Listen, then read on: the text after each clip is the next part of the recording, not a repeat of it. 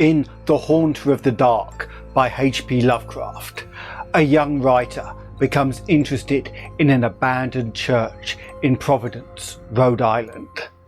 As he learns more, he sinks deeper and deeper into the mythos and accidentally releases the dreaded Haunter of the Dark. It really helps the channel if you click like and comment. Subscribing, clicking the bell, then all will let you know when a new episode releases.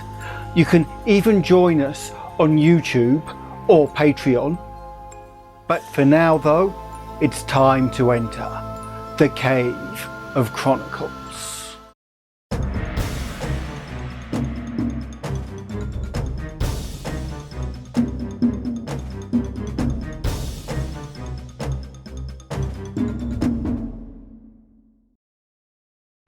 I have seen the dark universe yawning, where the black planets roll without aim, where they roll in their horror unheeded, without knowledge or luster or name. Nemesis. Cautious investigators will hesitate to challenge the common belief that Robert Blake was killed by lightning or by some profound nervous shock derived from an electrical discharge. It is true that the window he faced was unbroken, but nature has shown herself capable of many freakish performances. The expression on his face may easily have arisen from some obscure muscular source unrelated to anything he saw, while the entries in his diary are clearly the result of a fantastic imagination aroused by certain local superstitions and by certain old matters he had uncovered. As for the anomalous conditions at the deserted church on Federal Hill, the shrewd analyst is not slow in attributing them to some charlatanry, conscious or unconscious, with at least some of which Blake was secretly connected. For, after all, the victim was a writer and painter wholly devoted to the field of myth, dream, terror and superstition, and avid in his quest for scenes and effects of a bizarre spectral sort. His earliest stay in the city, a visit to a strange old man as deeply given to occult and forbidden lore as he, had ended amidst death and flame, and it must have been some morbid instinct which drew him back from his home in Milwaukee. He may have known of the old stories despite his statements to the contrary in the diary, and his death may have nipped in the bud some stupendous hoax destined to have literary reflection. Amongst those, however, who have examined and correlated all this evidence, there remains several who cling to less rational and commonplace theories. They're inclined to take much of Blake's diary at its face value and point significantly to certain facts such as the undoubted genuineness of the old church record, the verified existence of the disliked and unorthodox Starry Wisdom sect prior to 1877, the recorded disappearance of an inquisitive reporter named Edwin M. Lillibridge in 1893, and above all, the look of monstrous, transfiguring fear on the face of the young writer when he died.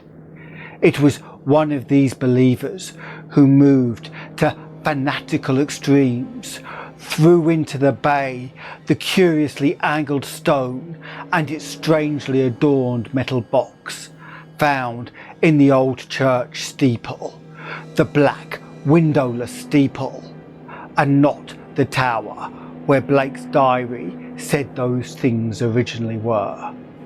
Though widely censured both officially and unofficially, this man, a reputable physician with a taste for odd folklore, averred that he had rid the earth of something too dangerous to rest upon it. Between these two schools of opinion, the reader must judge for himself. The papers have given the tangible details from a sceptical angle, leaving for others the drawing of picture as Robert Blake saw it, or thought he saw it, or pretended to see it. Now, studying the diary closely, dispassionately, and at leisure, let us summarise the dark chain of events from the expressed point of view of their chief actor. Young Blake returned to Providence in the winter of 1934 to 35, taking the upper floor of a venerable dwelling in a grassy court off College Street, on the crest of the great eastward hill near the Brown University campus and behind the marble John Hay Library. It was a cosy and fascinating place in a little garden oasis of village-like antiquity, where huge friendly cats sunned themselves atop a convenient shed. The square Georgian house had a monitor roof, classic doorway with a fan carving, small paned windows, and all the other earmarks of early 19th century workmanship. Inside there were 6 panel doors, wide floorboards, a curving colonial staircase, white Adam period mantels, and a rear set of rooms 3 steps below the general level.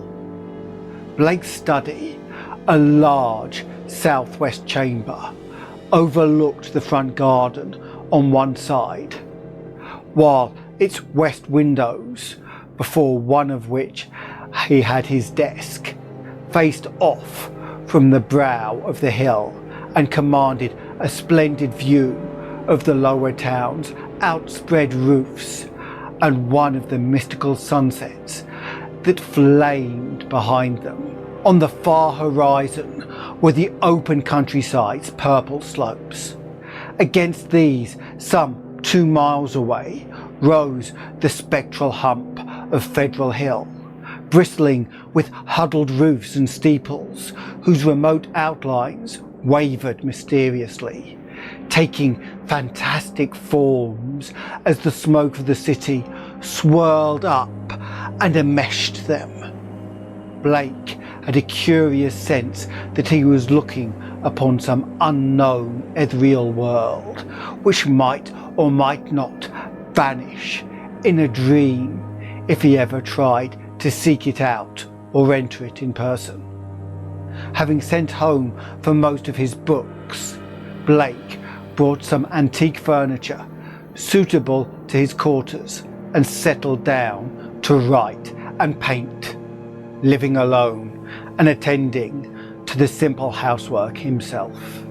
His studio was in a north attic room where the panes of the monitor roof furnished admirable lighting.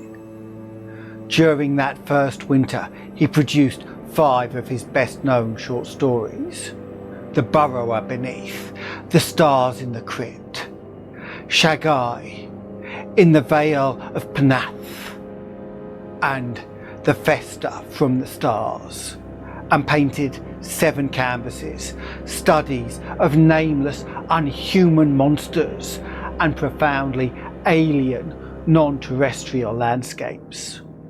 At sunset, he would often sit at his desk and gaze dreamily off at the outspread west, the dark towers of Memorial Hall, just below the Georgian courthouse belfry, the lofty pinnacles of the downtown section, and that shimmering spire-crowned mound in the distance, whose unknown streets and labyrinthine gables so potently provoked his fancy.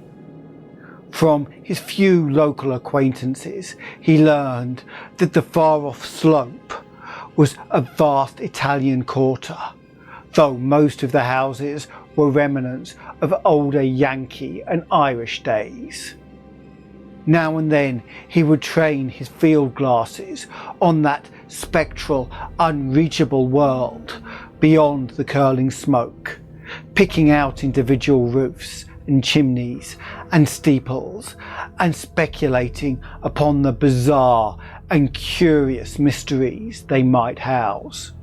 Even with optical aid, Federal Hill seemed somehow alien, half fabulous, and linked to the unreal, intangible marvels of Blake's own tales and pictures. The feeling would persist long after the hill had faded into the violet, lamp-starred twilight, and the courthouse floodlights and the red industrial trust beacon had blazed up to make the night grotesque. Of all the distant objects on Federal Hill, a certain huge, dark church most fascinated Blake. It stood out with a special distinctness at certain hours of the day, and at sunset the great tower and tapering steeple loomed blackly against the flaming sky. It seemed to rest on especially high ground, for the grimy facade and the obliquely seen north side with sloping roof and the tops of great pointed windows rose boldly above the tangle of surrounding ridgepoles and chimney pots. Peculiarly grim and austere, it appeared to be built of stone, stained and weathered with the smoke and storms of a century and more. The style, so far as the glass could show, was that earliest experimental form of Gothic revival, which preceded the stately Upjohn period and held over some of the outlines and proportions of the Georgian age. Perhaps it was reared around 1810 or 1815. As the months passed, Blake watched the far-off, foreboding structure with an oddly mounting interest. Since the vast windows were never lighted, he knew it must be vacant. The longer he watched, the more his imagination worked, till at length he began to fancy curious things. He believed that a vague, singular aura of desolation hovered over the place, so that even the pigeons and swallows shunned its smoky eaves. Around other towers and belfries, his glass would reveal great flocks of birds, but here they never rested. At last, that is what he thought, and set down in his diary. He pointed the place out to several friends, but none of them had even been on Federal Hill or possessed the faintest notion of what the church was or had been. In the spring, a deep restlessness gripped Blake. He had begun his long-planned novel, based on a supposed survival of the witch cult in Maine, but was strangely unable to make progress with it.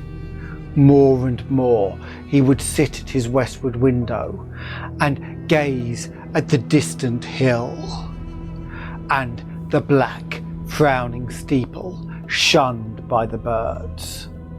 When the delicate leaves came out on the garden boughs, the world was filled with a new beauty, but Blake's restlessness was merely increased.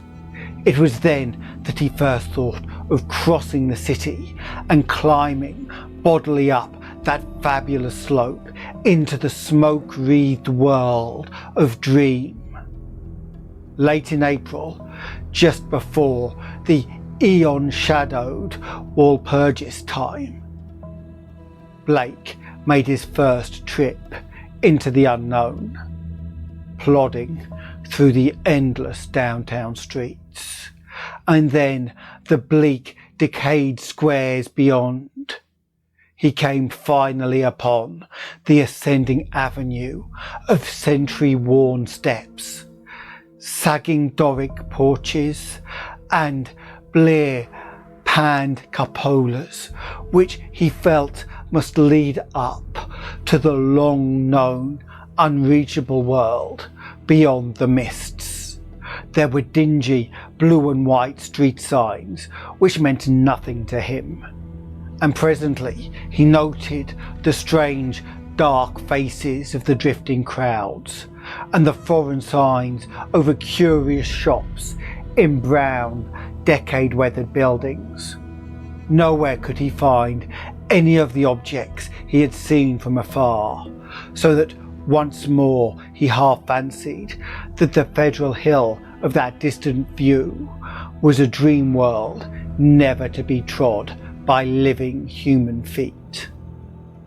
Now and then a battered church facade or crumbling spire came in sight, but never the blackened pile that he sought. When he asked a shopkeeper about the great stone church, the man smiled and shook his head, though he spoke English freely. As Blake climbed higher, the region seemed stranger and stranger, with bewildering mazes of brooding brown alleys leading eternally off to the south.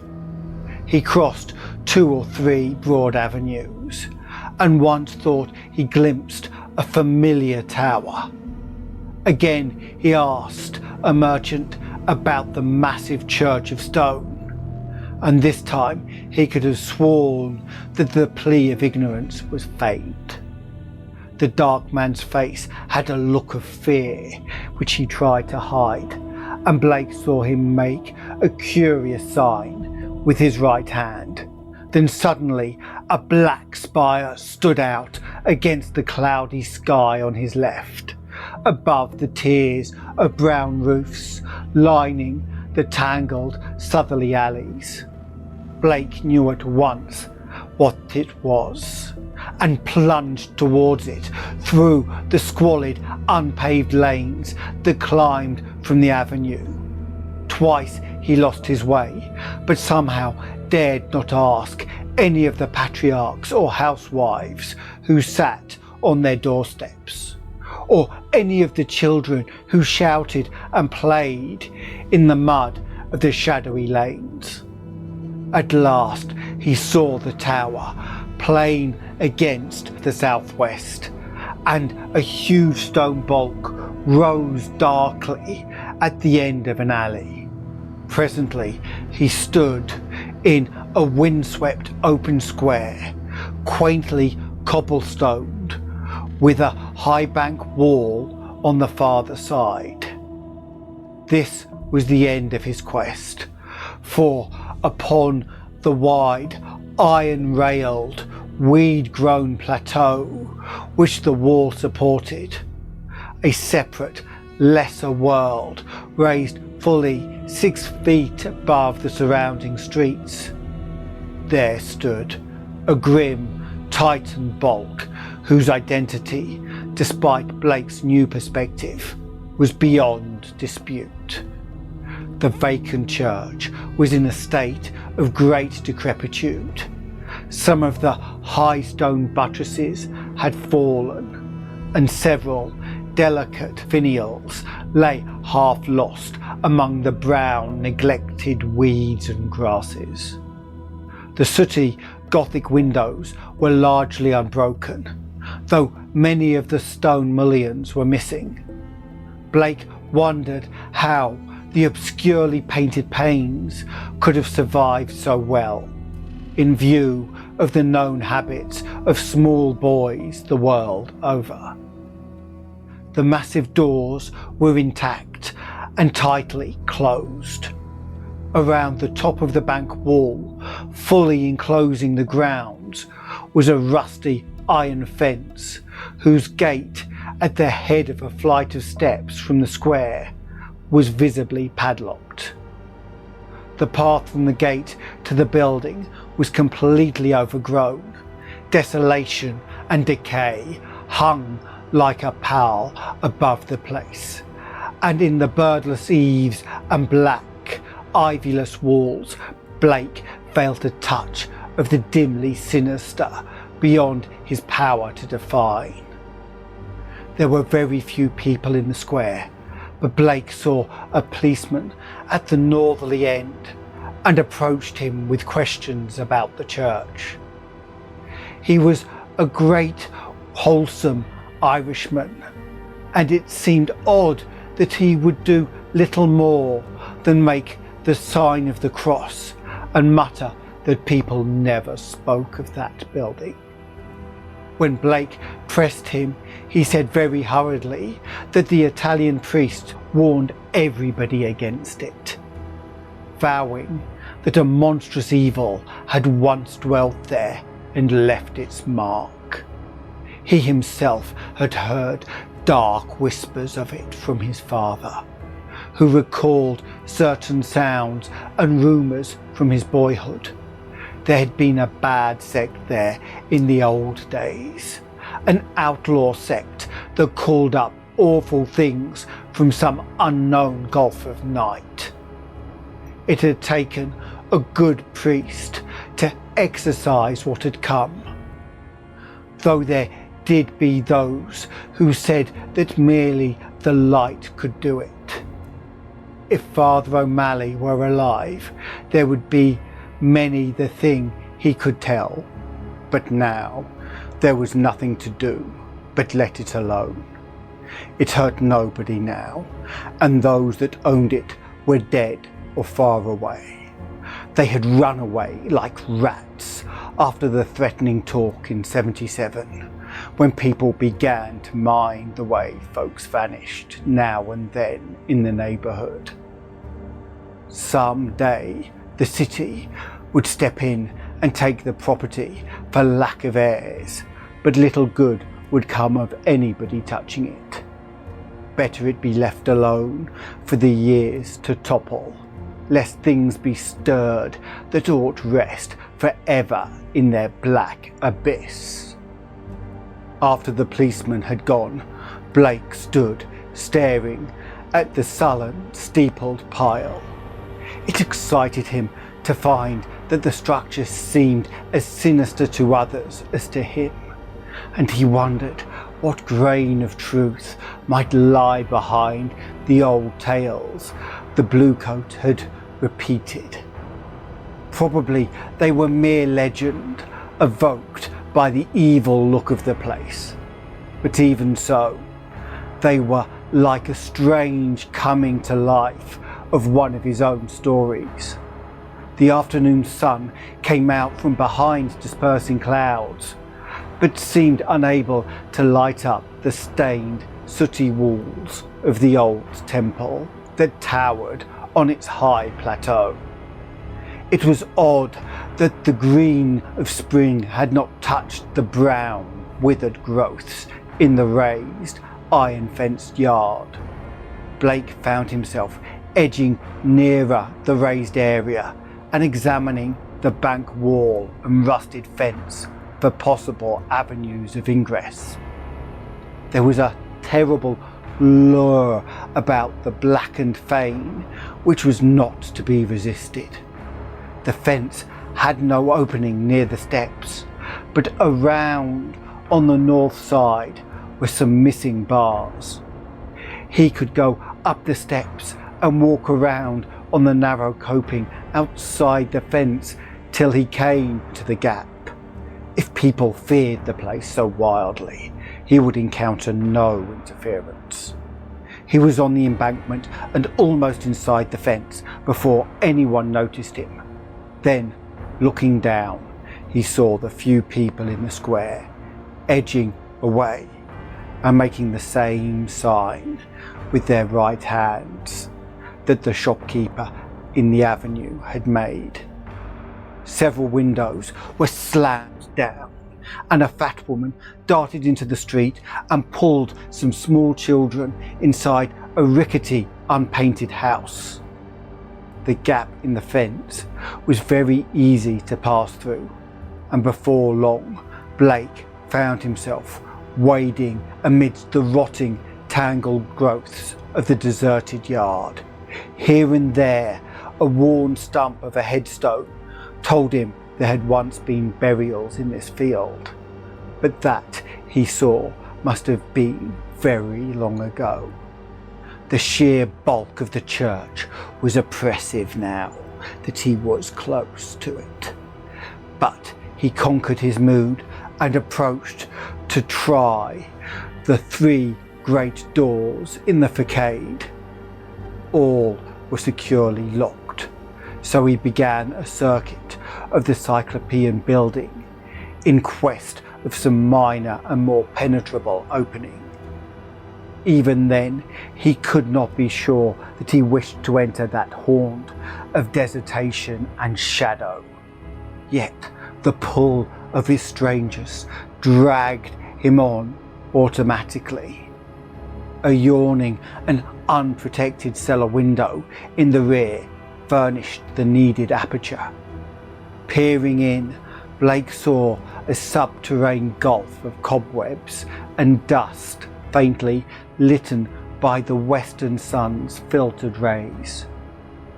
Debris, old barrels and ruined boxes and furniture of numerous sorts met his eye, though over everything lay a shroud of dust which softened all sharp outlines. The rusted remains of a hot air furnace showed that the building had been used and kept in shape as late as mid-Victorian times. Acting almost without conscious initiative, Blake crawled through the window and let himself down to the dust-carpeted and debris-strewn concrete floor. The vaulted cellar was a vast one, without partitions, and in a corner, far to the right, amidst dense shadows, he saw a black archway, evidently leading upstairs. He felt a peculiar sense of oppression at being actually within the great spectral building, but kept it in check as he cautiously scouted about, finding a still intact barrel amidst the dust and rolling it over to the open window to provide for his exit. Then, bracing himself, he crossed the wide, cobweb-festooned space towards the arch. Half choked with the omnipresent dust and covered with ghostly gossamer fibres, he reached and began to climb the worn stone steps which rose into the darkness. He had no light, but groped carefully with his hands. After a sharp turn, he felt a closed door ahead, and a little fumbling revealed its ancient latch. It opened inward, and beyond it he saw a dimly illuminated corridor lined with worm-eaten panelling. Once on the ground floor, Blake began exploring in a rapid fashion. All the inner doors were unlocked, so that he freely passed from room to room. The colossal nave was an almost eldritch place, with its drifts and mountains of dust over box pews, altar, hourglass pulpit and sounding board, and its titanic ropes of cobweb stretching among the pointed arches of the gallery and entwining the clustered Gothic columns. Over all this hushed desolation played a hideous leaden light as the declining afternoon sun sent its rays through the strange, half-blackened panes of the great apsidal windows. The paintings on those windows were so obscured by soot that Blake could scarcely decipher what they had represented, but from the little he could make out, he did not like them. The designs were largely conventional, and his knowledge of obscure symbolism told him much concerning some of the ancient patterns. The few saints depicted bore expressions distinctly open to criticism, while one of the windows seemed to show merely a dark space with spirals of curious luminosity scattered about in it. Turning away from the windows, Blake noticed that the cobwebbed cross above the altar was not of the ordinary kind, but resembled the primordial ankh or crux anstar of shadowy Egypt. In a rear vestry room besides the apse, Blake found a rotting desk and ceiling-high shelves of mildewed, disintegrating books. Here, for the first time, he received a positive shock of objective horror, for the titles of those books told him much. They were the black, forbidden things which most sane people have never even heard of, or have heard of only in furtive, timorous whispers. The banned and dreaded repositories of equivocal secrets and immemorial formulae which have trickled down the stream of time from the days of man's youth, and the dim, fabulous days before man was. He had himself read many of them, a Latin version of the abhorred Necronomicon, the sinister Liber Ivonis, the infamous Cults de Gaules au Comte du Elect, the Unspiritulichen Kulten of von Junst, and old Ludwig Prinz, hellish de vermis mysterious. But there were others he had known merely by reputation, or not at all. The Panoptic manuscripts, the Book of Dyson, and a crumbling volume in wholly unidentifiable characters, yet with certain symbols and diagrams shudderingly recognizable to the occult student. Clearly, the lingering local rumors had not lied. This place had once been the seat of an evil older than mankind and wider than the known universe. In the ruined desk was a small, leather-bound record book, filled with entries in some odd cryptographic medium. The manuscript writing consisted of the common traditional symbols used today in astronomy and anciently in alchemy, astrology, and other dubious arts. The devices of the sun, moon, planets, aspects, and zodiacal signs here massed in solid pages of text with divisions and paragraphings suggesting that each symbol answered to some alphabetical letter. In the hope of latter solving the cryptogram, Blake bore off this volume in his coat pocket. Many of the great tomes on the shelves fascinated him unutterably, and he felt tempted to borrow them at some later time. He wondered how they could have remained undisturbed so long. Was he the first to conquer the clutching, pervasive fear which had for nearly 60 years protected this deserted place from visitors? Having now thoroughly explored the ground floor, Blake ploughed again through the dust of the spectral nave to the front vestibule, where he had seen a door and staircase, presumably leading up to the blackened tower and steeple, objects so long familiar to him at a distance. The ascent was a choking experience, for dust lay thick, while the spiders had done their worst in this constricted place. The staircase was a spiral with a high, narrow wooden tread, and now and then Blake passed a clouded window looking dizzily out over the city. Though he had seen no ropes below, he expected to find a bell or peal of bells in the tower whose narrow, louver-boarded lancet windows his field glasses had studied so often. Here he was doomed to disappointment, for while he attained the top of the stairs, he found the tower chamber vacant of chimes and clearly devoted to vastly different purposes. The room, about 15 feet square, was faintly lighted by 4 lancet windows, one on each side, which were glazed within their screening of decayed louver boards. These had been further fitted with tight, opaque screens, but the latter were now largely rotted away.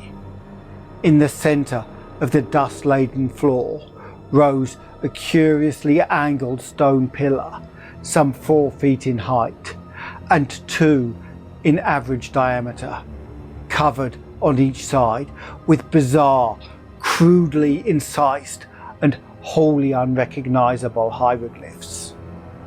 On this pillar rested a metal box of peculiarly asymmetrical form, its hinged lid thrown back and its interior holding what looked beneath the decade-deep dust to be an egg-shaped or irregularly spherical object some 4 inches through.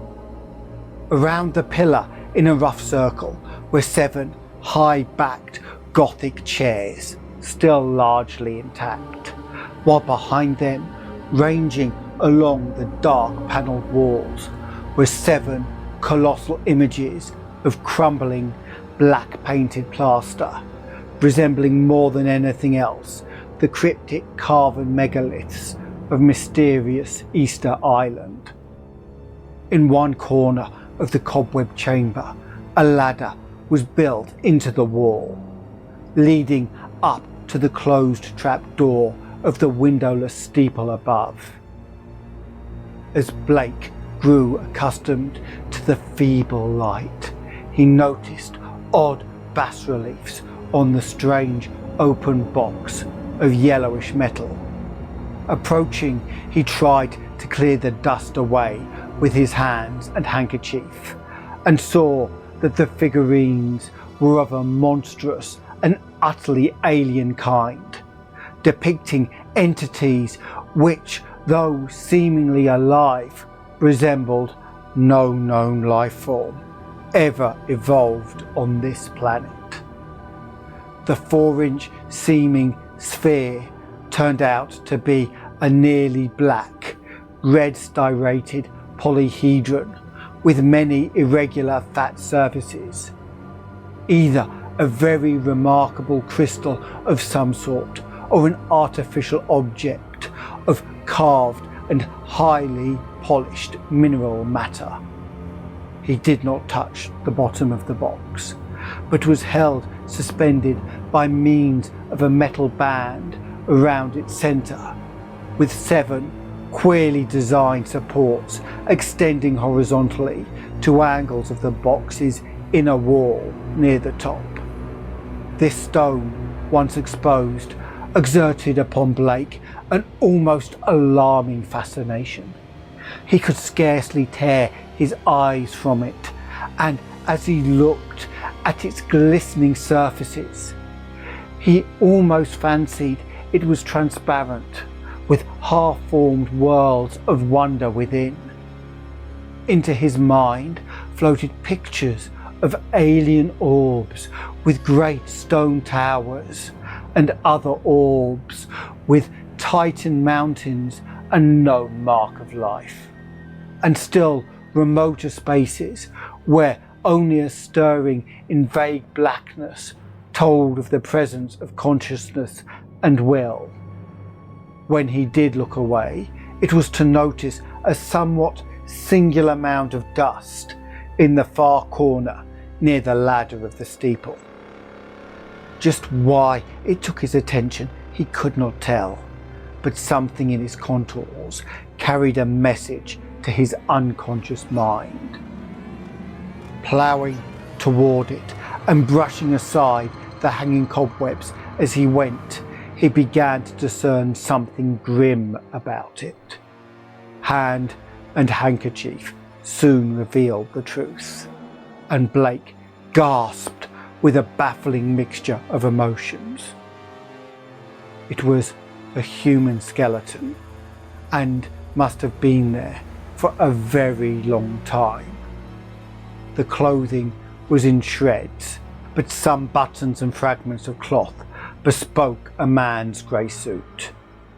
There were other bits of evidence: shoes, metal clasps, huge buttons for round cuffs, a stick pin of a bygone pattern, a reporter's badge with the name of the old Providence Telegram, and a crumbling leather pocketbook.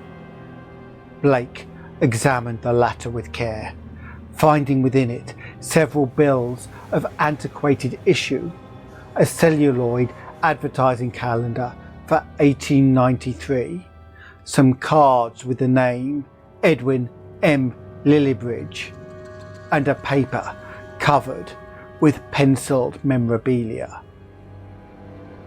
This paper held much of a puzzling nature, and Blake read it carefully at the dim westward window. Its disjointed text included such phrases as the following: Professor Enoch Bowen, home from Egypt, May 1844, buys old Free Will Church in July. His archaeological work and studies in occult well known. Dr. Drowney of Fourth Baptist warns against starry wisdom in sermon, December 29, 1844. Congregation 97 by end of 45. 1846, 3 disappearances, first mention of shining trapezohedron. 7 disappearances, 1848, stories of blood sacrifice begin. Investigation, 1853, comes to nothing. Stories of sounds.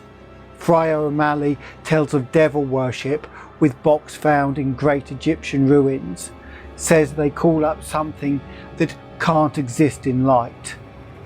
Flees a little light and banished by strong light. Then has to be summoned again. Probably got this from deathbed confession of Francis X. Feenley, who had joined Starry Wisdom in 49. These people say the shining trapezohedron shows them heaven and other worlds, and that the haunter of the dark tells them secrets in some way. Story of Orrin B. Eddy, 1857. They call it up by gazing at the crystal and have secret language of their own. 200 or more in congregation, 1863, exclusive of men at front. Irish boys mob church in 1869 after Patrick Regan's disappearance. Veiled article in J, March 14, 72, but people don't talk about it. 6 disappearances, 1876. Secret committee calls on Mayor Doyle. Action promised, Feb 1877. Church closes in April. Gang, Federal Hill Boys threaten doctor and vestryman in May. 181 persons leave city before end of 77. mention no names. Ghost stories begin around 1880, try to ascertain truth of report that no human being has entered church since 1877. Ask Lanigan for photograph of place taken 1851. Restoring the paper to the pocketbook and placing the latter in his coat, Blake turned to look down at the skeleton in the dust. The implications of the notes were clear. There could be no doubt that this man had come to the deserted edifice 42 years before in quest of a newspaper sensation which no one else had been bold enough to attempt. Perhaps no one else had known of his plan. Who could tell? But he had never returned to his paper. Had some bravely suppressed fear risen to overcome him and bring on sudden heart failure? Blake stooped over the gleaming bones and noticed their peculiar state. Some of them were badly scattered, and a few seemed oddly dissolved at the ends.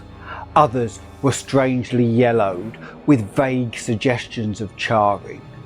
This charring extended to some of the fragments of clothing.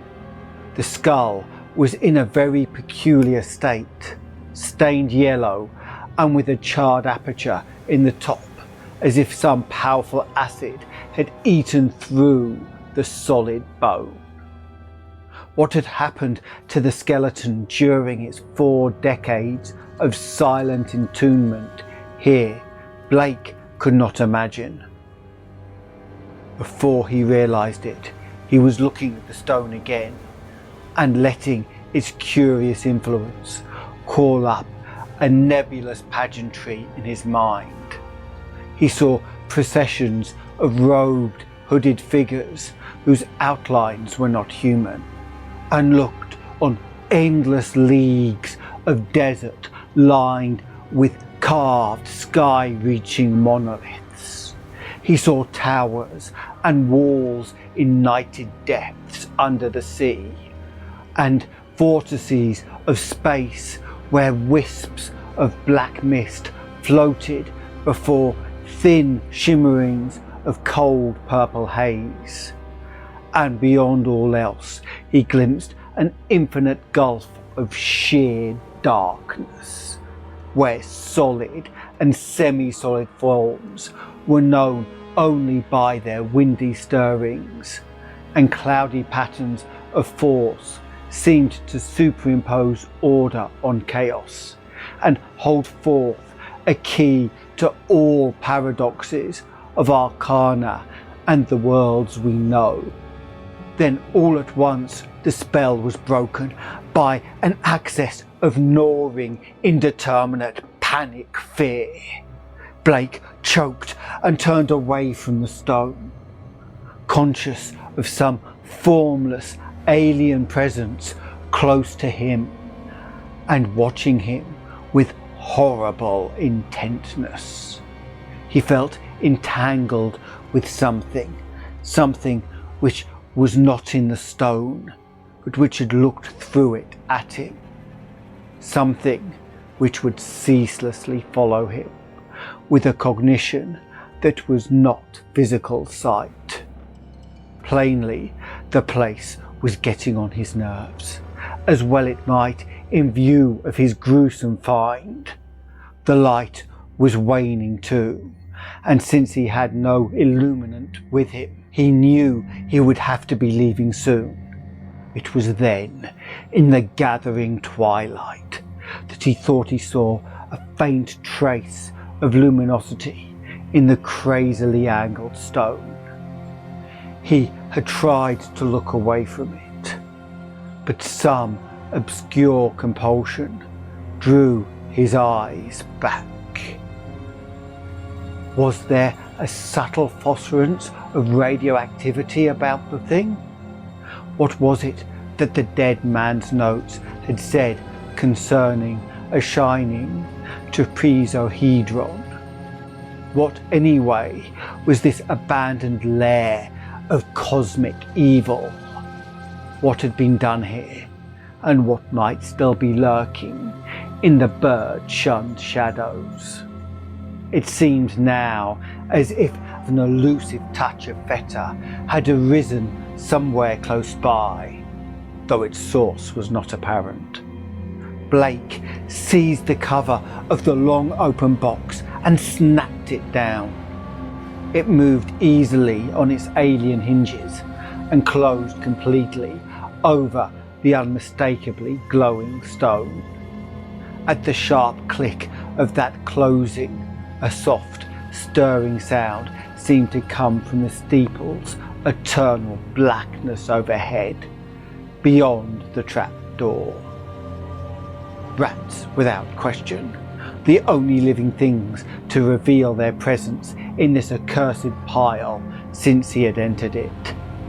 And yet, that stirring in the steeple frightened him horribly, so that he plunged almost wildly down the spiral stairs, across the ghoulish nave, into the vaulted basement, out amidst the gathering dust of the deserted square, and down through the teeming, fear-haunted alleys and avenues of Federal Hill, towards the same central streets and the home-like brick sidewalks of the college district.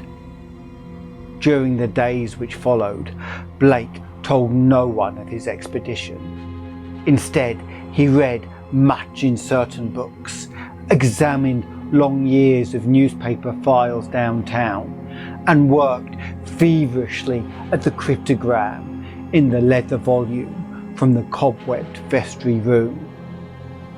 The cipher, he soon saw, was no simple one, and after a long period of endeavour, he felt sure that its language could not be English, Latin, Greek, French, Spanish, Italian, or German. Evidently, he would have to draw upon the deepest wells of his strange erudition. Every evening, the old impulse to gaze westward returned, and he saw the black steeple, as of yore, amongst the bristling roofs of a distant and half-fabulous world. But now it held a fresh note of terror for him. He knew the heritage of evil lore it masked, and with the knowledge his vision ran riot in queer new ways. The birds of spring were returning, and as he watched their sunset flights, he fancied they avoided the gaunt lone spire as never before. When a flock of them approached it, he thought they would wheel and scatter in panic confusion, and he could guess at the wild twitterings which failed to reach him across the intervening miles.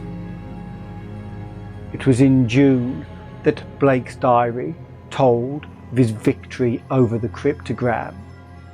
The text was, he found, in the dark Aklo language used by certain cults of evil antiquity, and known to him in a halting way through previous researches.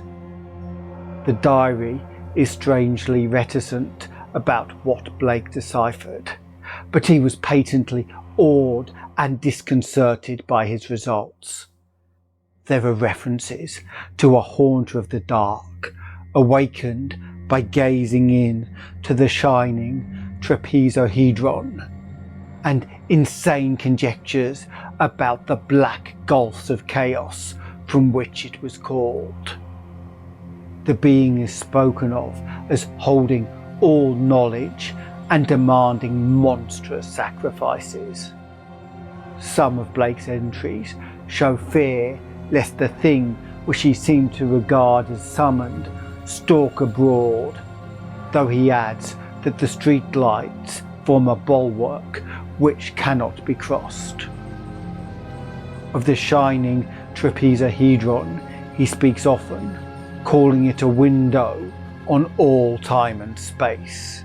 Its history from the days it was fashioned on dark Yuggoth before ever the old ones brought it to earth.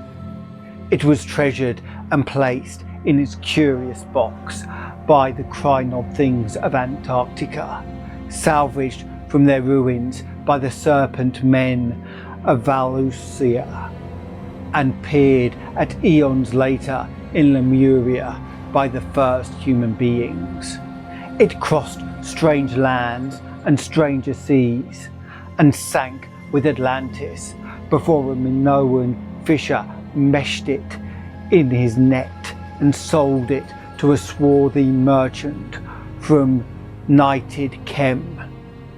The pharaoh Neferkar built around it a temple with a windowless crypt, and did that which caused his name to be stricken from all monuments and records.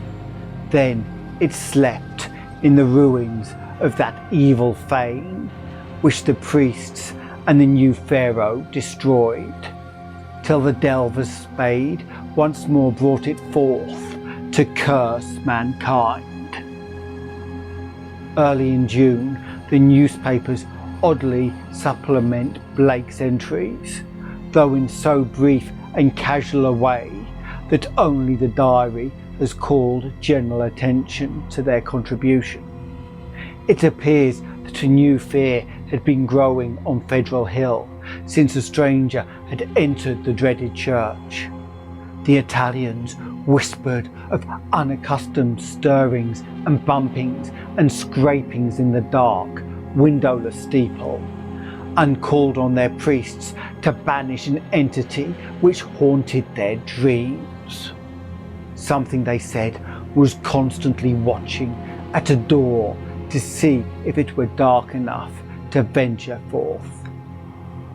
Press items mentioned the long-standing local superstitions, but failed to shed much light on the earlier background of the horror. It was obvious that the young reporters of today were no antiquarians. In writing of these things in his diary, Blake expresses a curious kind of remorse and talks of the duty of burying the shining trapezahedron and of banishing what he had evoked by letting daylight into the hideous jutting spire. At the same time, however, he displays the dangerous extent of his fascination and admits a morbid longing pervading even his dreams to visit the tower and gaze again into the cosmic secrets of the glowing stone. Then something in the journal on the morning of July 17 threw the diarist into a veritable fever of horror. It was only a variant of the other half-humorous items about the Federal Hill restlessness, but to Blake it was somehow very terrible indeed. In the night, a thunderstorm had put the city's lighting system out of commission for a full hour, and in that black interval, the Italians had nearly gone mad with fright. Those living near the dreaded church had sworn that the thing in the steeple had taken advantage of the street lamp's absence and gone down into the body of the church, flopping and bumping around in a vicious, altogether dreadful way. Towards the last, it had bumped up to the tower, where there were sounds of the shattering of glass. It could go wherever the darkness reached, but light would always send it fleeing. When the current blazed on again, there had been a shocking commotion in the tower, for even the feeble light trickling through the grime-blackened Louvre-boarded windows was too much for the thing. It had bumped and slithered up into its tenebrous steeple just in time, for a long dose of light would have sent it back into the abyss whence the crazy stranger had called it.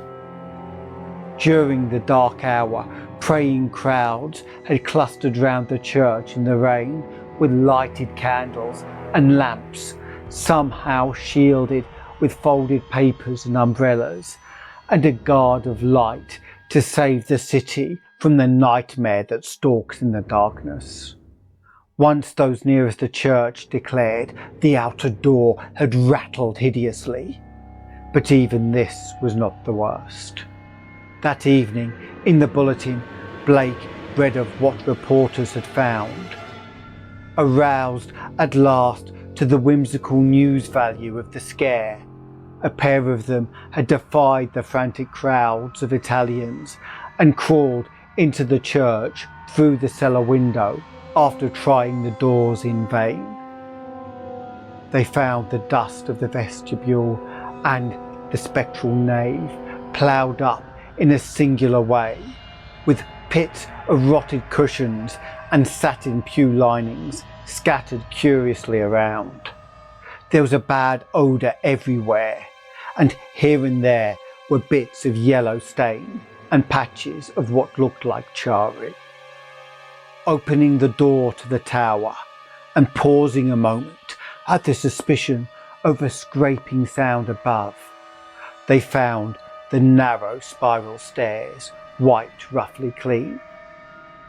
In the tower itself, a similarly half-swept condition existed.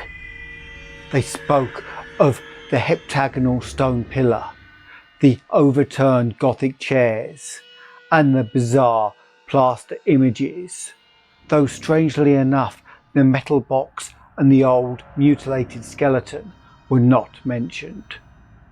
What disturbed Blake the most, except for the hints of stains and charring and bad odours, was the final detail that explained the crashing glass. Every one of the tower's lancet windows was broken, and two of them had been darkened in a crude and hurried way by the stuffing of satin pew linings and cushioned horsehair into the spaces between the slanting exterior louver boards. More satin fragments and bunches of horsehair lay scattered around the newly swept floor, as if someone had been interrupted in the act of restoring the tower to absolute blackness of its tightly curtained days. Yellowish stains and charred patches were found on the ladder to the windowless spire, but when a reporter climbed up, opened the horizontally sliding trapdoor and shot a feeble flashlight beam into the black and strangely fetid space, he saw nothing but darkness and a heterogeneous litter of shapeless fragments near the aperture. The verdict, of course, was charlatanry. Somebody had played a joke on the superstitious hill dwellers, or else some fanatic had striven to bolster up the fears for their own supposed good. Or perhaps some of the younger and more sophisticated dwellers had staged an elaborate hoax on the outside world. There was an amusing aftermath when the police sent an officer to verify the reports. 3 men in succession found ways of evading the assignment, and the 4th went very reluctantly and returned very soon without adding to the account given by reporters. From this point onward, Blake's diary shows a mounting tide of insidious terror and nervous apprehension. He upbraids himself for not doing something and speculates wildly on the consequences of another electrical breakdown. It has been verified that on 3 occasions during thunderstorms he telephoned the electric light company in a frantic vein and asked that desperate precautions against a lapse of power be taken. Now and then his entries show concern over the failure of the reporters to find the metal box and stone and the strangely marred old skeleton when they explored the shadowy tower room. He assumed that these things had been removed whither, and by whom or what he could only guess. But his worst fears concerned himself, and the kind of unholy rapport he felt to exist between his mind and that lurking horror in the distant steeple, that monstrous thing of night which his rashness had called out of the ultimate black spaces. He seemed to feel a constant tugging at his will, and callers of that period remember how he would sit abstractedly at his desk and stare out of the west window at the far-off spire-bristling mound beyond the swirling smoke of the city. His entries dwell monotonously on certain terrible dreams, and of a strengthening of the unholy report in his sleep.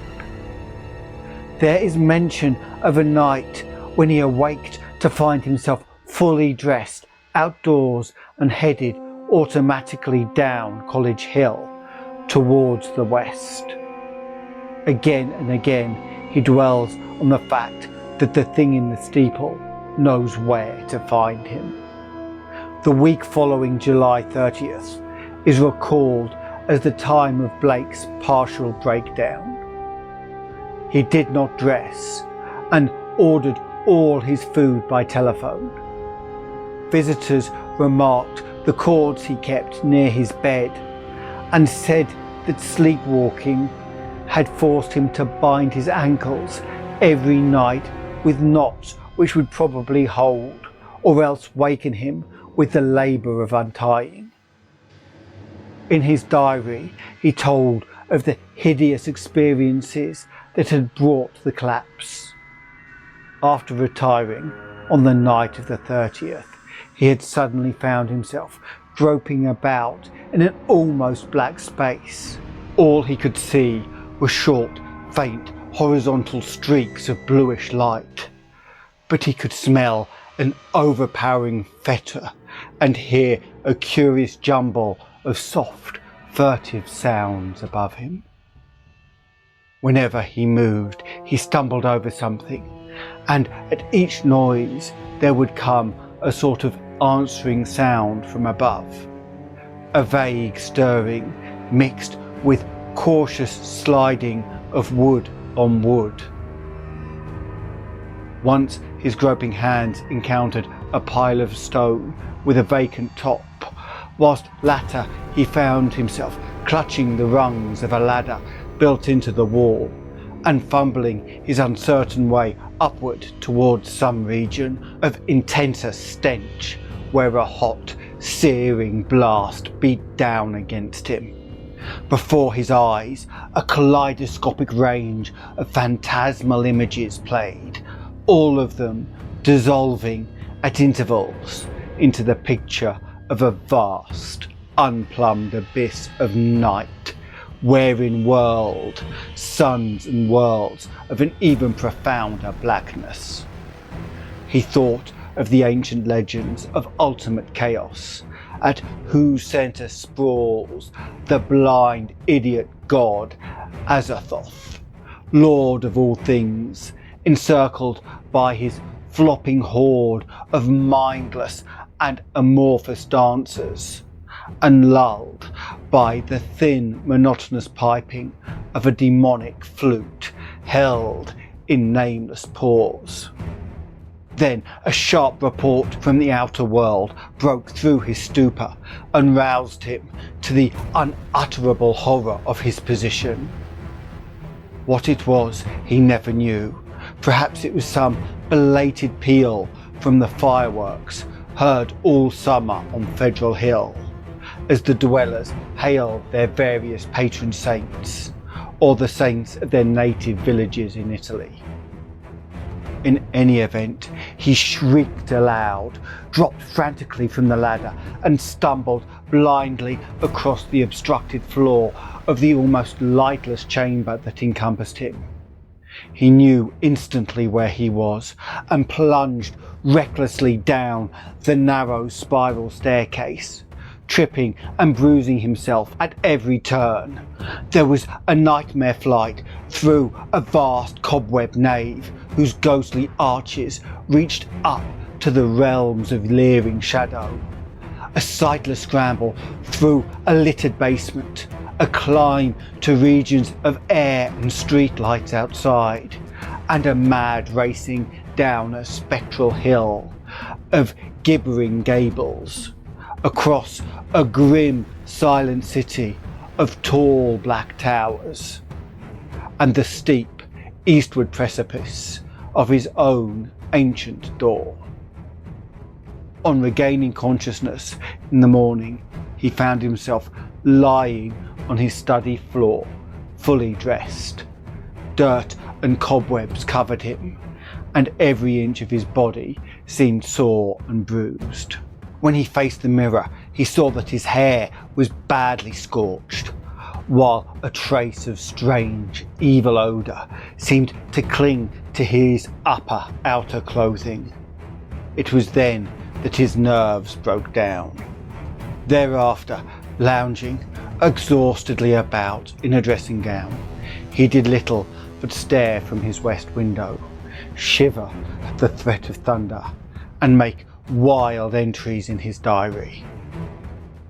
The great storm broke just before midnight on August 8th.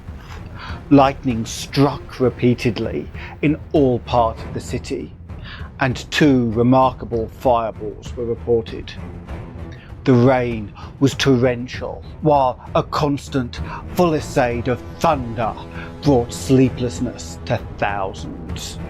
Blake was utterly frantic in his fear for the lighting system and tried to telephone the company around 1 a.m, though by that time service had temporarily been cut off in the interest of safety.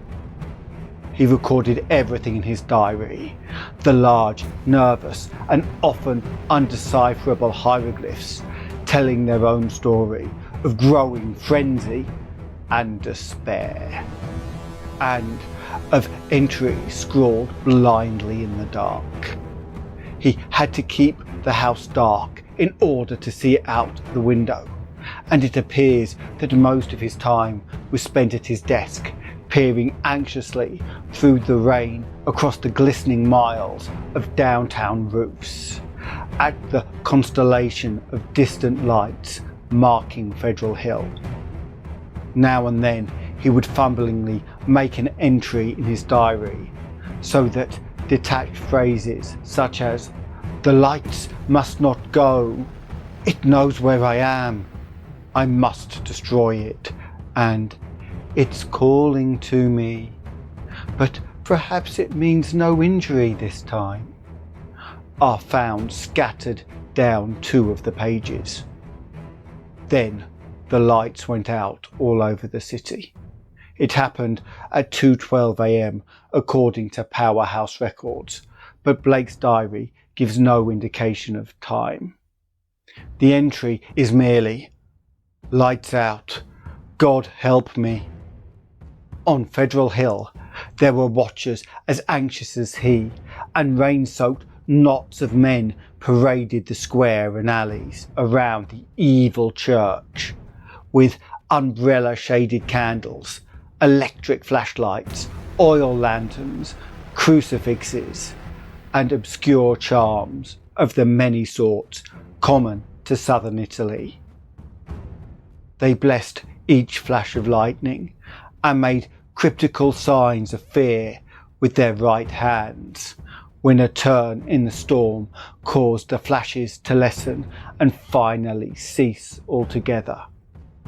A rising wind blew out most of the candles, so that the scene grew threateningly dark.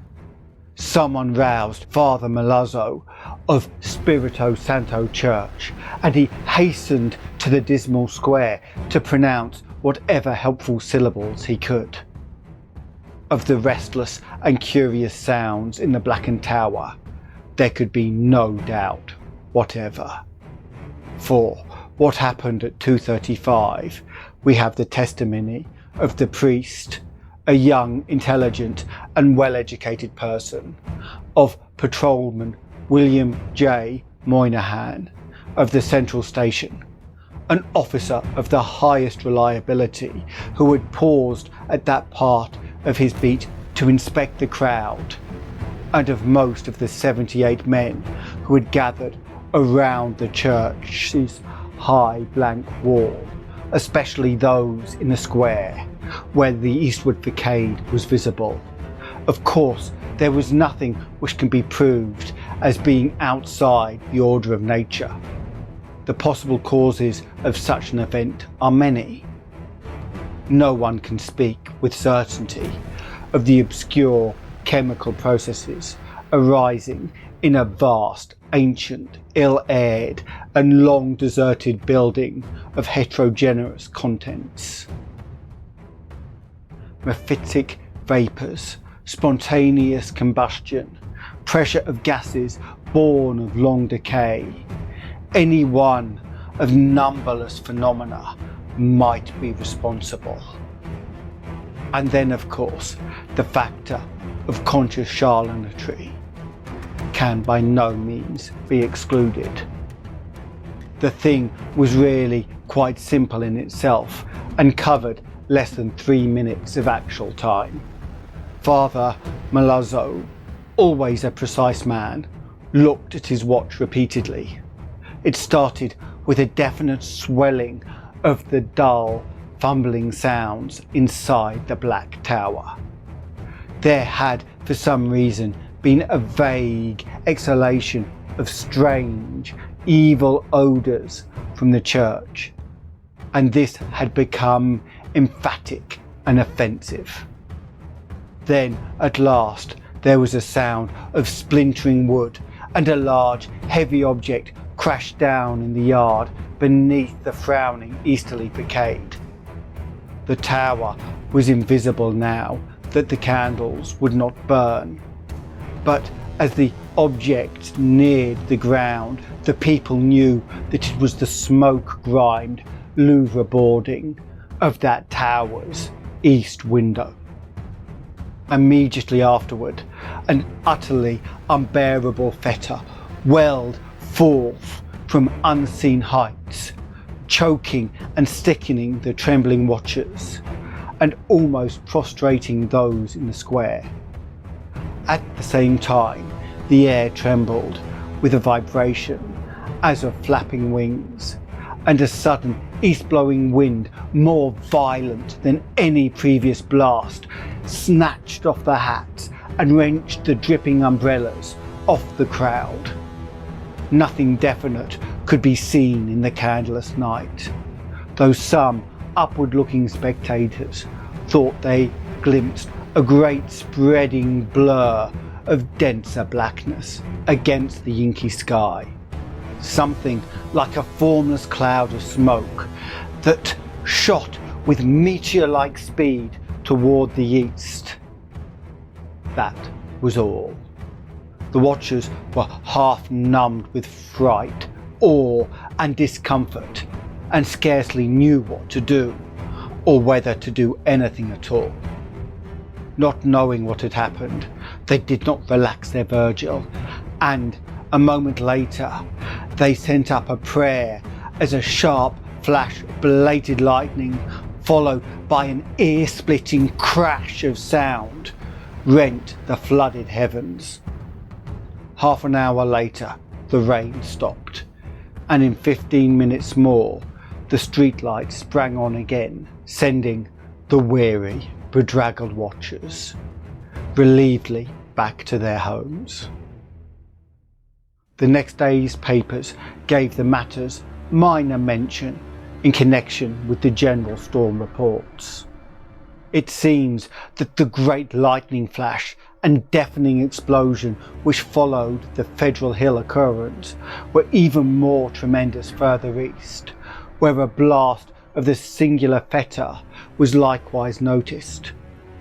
The phenomenon was most marked over College Hill, where the crash awakened all the sleeping inhabitants and led to a bewildered round of speculations. Of those who were already awake, only a few saw the anomalous blaze of light near the top of the hill, or noticed the inexplicable upward rush of air which almost stripped the leaves from the trees and blasted the plants in the gardens. It was agreed that the lone, sudden lightning bolt must have struck somewhere in this neighbourhood, though no trace of its striking could afterward be found. A youth in the Tower Mega Fraternity House thought he saw a grotesque and hideous mass of smoke in the air, just as the preliminary flash burst, but his observation has not been verified. A few of the observers, however, agreed as to the violent gust from the west and the flood of intolerable stench which preceded the belated strike, whilst evidence concerning the momentary burned odour after the strike is equally general. These points were discussed very carefully because of their probable connection with the death of Robert Blake. Students in the side Delta house, whose upper rear windows looked into Blake's study, noticed the burned white face at the westward window on the morning of the 9th and wondered what was wrong with the expression. When they saw the same face in the same position that evening, they felt worried and watched for the lights to come up in his apartment. Later, they rang the bell of the darkened flat and finally had a policeman force the door. The rigid body sat bolt upright at the desk by the window, and when the intruders saw the glassy, bulging eyes and the marks of stark, convulsive fright on the twisted features, they turned away in sickened dismay. Shortly afterward, the coroner's physician made an examination and, despite the unbroken window, reported electrical shock or nervous tension induced by an electrical discharge as the cause of death. The hideous expression he ignored altogether, deeming it a not improbable result of the profound shock as experienced by a person of such abnormal imagination and unbalanced emotions. He deduced these latter qualities from the books, paintings and manuscripts found in the apartment, and from the blindly scrawled entries in the diary on the desk. Blake had prolonged his frenzied jottings to the last, and the broken pointed pencil was found clutched in his spasmodically contracted right hand. The entries after the failure of the lights were highly disjointed and legible only in part. From them, certain investigators have drawn conclusions differing greatly from the materialistic official verdict, but such speculations have little chance for belief among the conservative. The case of these imaginative theorists has not been helped by the actions of superstitious Dr. Dexter, who threw the curious box an angled stone, an object certainly self-luminous as seen in the black windowless steeple where it was found, into the deepest channel of Narragansett Bay. Excessive imagination and neurotic unbalance on Blake's part, aggravated by knowledge of the evil bygone cult whose starting traces he had uncovered, form the dominant interpretation of those final frenzied jottings. These are the entries, or all that can be made of them. Light's still out. Must be 5 minutes now. Everything depends on lightning. Yadith grant it will keep up. Some influence seems beating through it. Rain and thunder and wind deafen.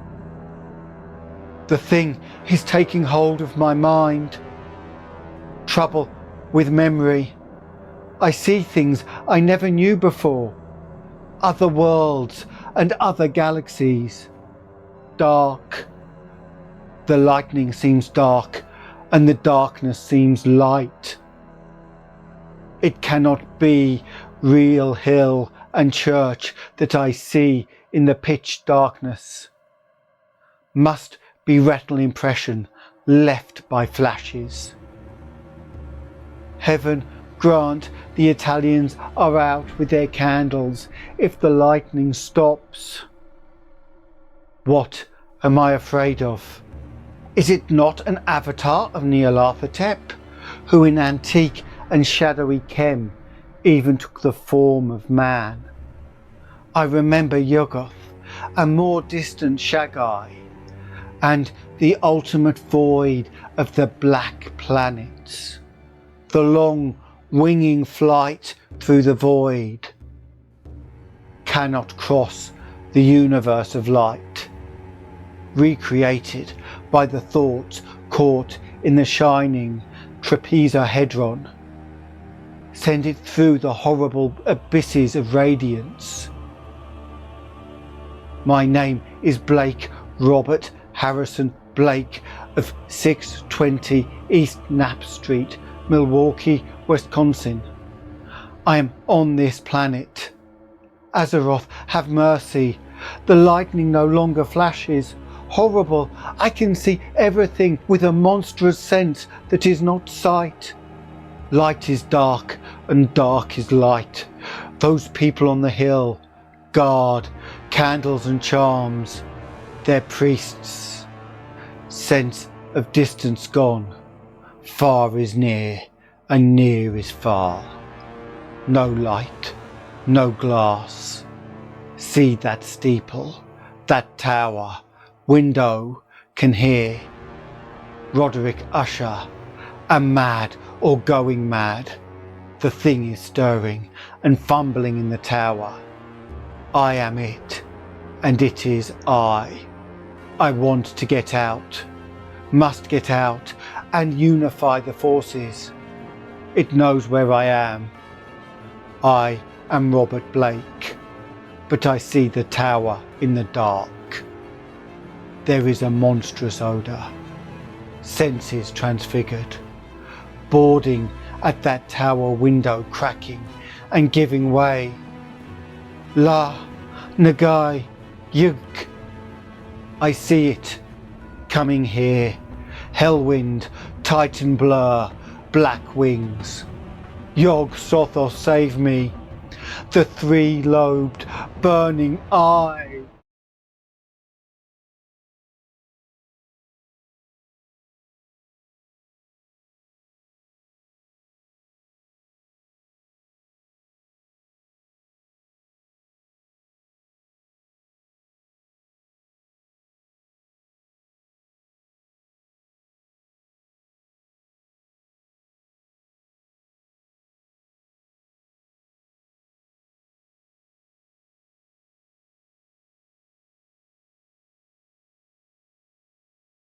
So ends The Haunter of the Dark. Have you ever explored deserted places? Let me know how it was in the comments. If you enjoyed the tale, it really helps us if you let others know. So please click the like button and share with anyone that may be interested. Subscribing will let you travel with us on further adventures of the dark and terrible, with the bell notifying you as we set off. If you want to be part of our Eldritch Order on Discord, come join us on YouTube or Patreon and help guide the choice of stories. See the description for details of the Patreon and for a link to Canje Studios to find out about modern board games where you can create your own dark and terrible stories. Until next time, farewell. But be warned, when investigating dark and mystical places, other things may well have equal interest in you.